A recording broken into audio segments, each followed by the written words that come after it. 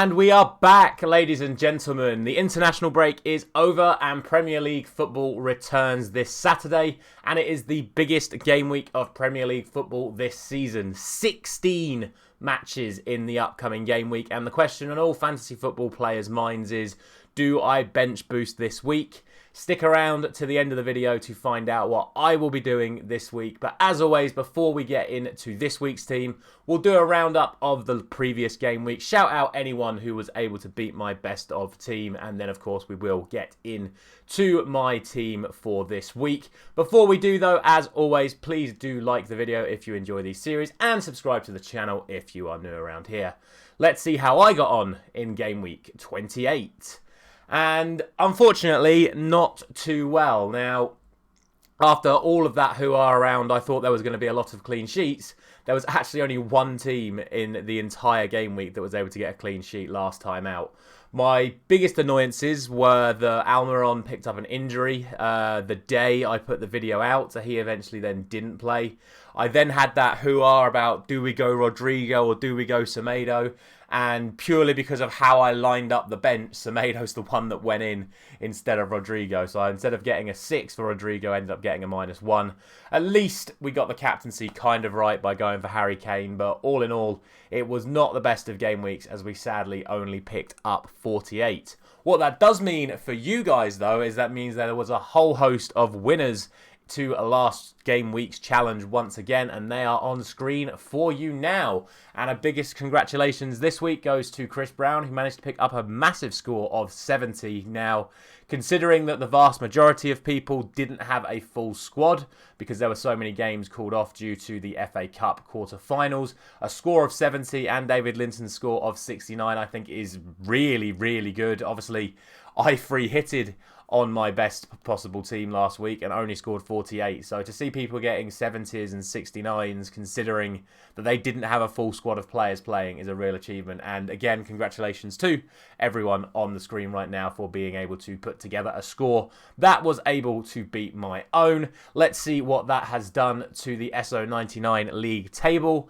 And speaking of David Linton, he has managed to push himself up into second place now. The runaway leader, James Morris, however, is still 100 points ahead, or over 100 points ahead, should I say. As for my main team, I stayed in 14th after picking up only 36, but I think I only did have 7 people play in my main team. But lots of movement in the table this week. So as always, congratulations if you have managed to make it into the top 20 at this stage of the season.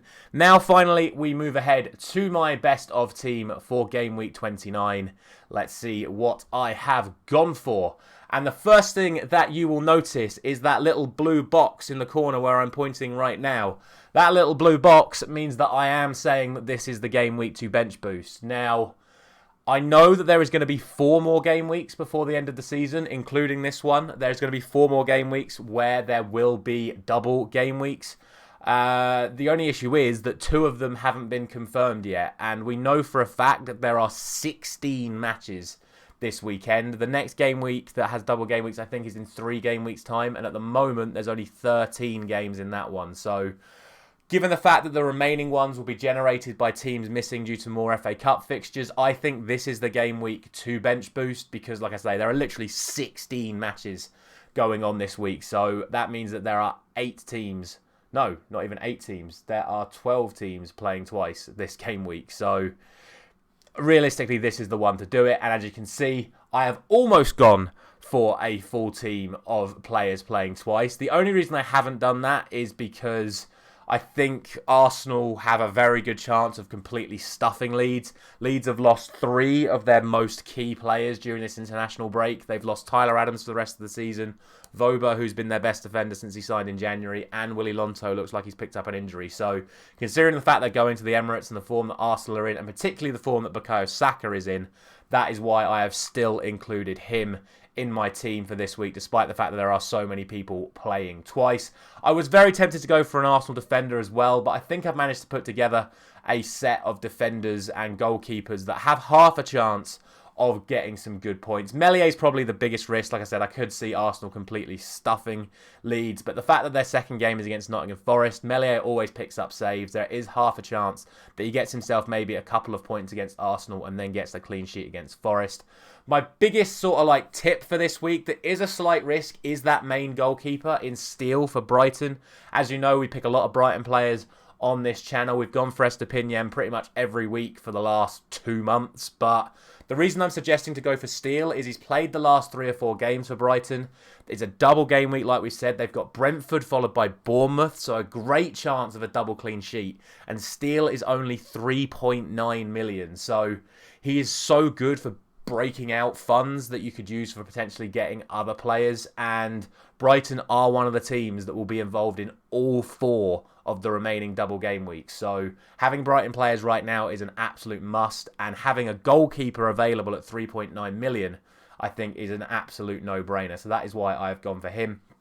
Other surprises you may have noticed, I've gone for Ricardo Pereira in defence. He's now back for Leicester. Fantasy football legend almost now. The last couple of years he picks up points every time he's available. They've got Crystal Palace and Aston Villa, so potential for clean sheets in either of those games. But as always, Ricardo is a massive threat going forward, which is why I have gone for him. I've also taken a slight risk on Marcus Rashford. I think he's going to play. I was very tempted just to go for Bruno and be safe, but I think Rashford's going to play. I think Ten Hag will have to play him, especially against Newcastle and Brentford. I think they are tough fixtures. In terms of defenders for Manchester United as well, I've gone for Wan-Bissaka. I think we have a good chance of getting clean sheets, potentially in both games. I just think it's very hard to pick a Manchester United defender right now, which is why I've gone for Wan-Bissaka. I don't think there's too much else to be said about any of the other players on this team. Chilwell, I think, is the most fit Chelsea defender right now, so he's the most likely to get points. Isak is a slight risk up front with Manchester United and West Ham as the 2 fixtures, but he's on a really good run of form at the moment. We've already kind of spoken about Brighton, which is why I've gone for Ferguson. I really rate this guy, someone I'd like to see potentially as a Manchester United player next year. More on that at the end of the season. Mitoma is who I've gone for as captain. No real need to mention any more about him. He even scored for Japan during the international break, which is why I've gone for him as captain. And my final 2 picks on the bench, as you can see, I've gone for Jared Bowen and Aged. Bowen on a really good run of form for West Ham. Their 2 fixtures being Southampton and Newcastle. I think he's a very good pickup for this week. And the reason I've gone for Aged is I just sort of looked at all the West Ham defenders. David Moyes has been rotating so many of them so often. But Aged is the one that has started every single one of the last 8 games. So he is the safest pick. Although Zuma and Ogbonna are both available. So he may not play this time round. I just think he is the safest bet to go for in defence. And that is it for the overall team. Obviously, I could have picked a whole host of other players. Like I say, it's a huge double game week. It is a massive opportunity to pick up loads and loads of points. My biggest suggestion is just to do the bench boost this week. Whether or not you've got Man City players only playing once, Arsenal players playing once, the majority of your squad is going to be playing twice this week. So I would say just get the bench boost done. Maybe pick up 1 or 2 more players that have double game weeks if you haven't got them already. Have a look at the ones that I've got on my screen right now. And finally, before we go, if you think that your team is capable of beating the best of Game Week 29 team that I have assembled today, let me know by joining the Esso 99 League with the league code still on screen for you. You can still join at any point during the season to challenge against my team. As you've seen during this video, any winning managers will get shouted out in next week's video.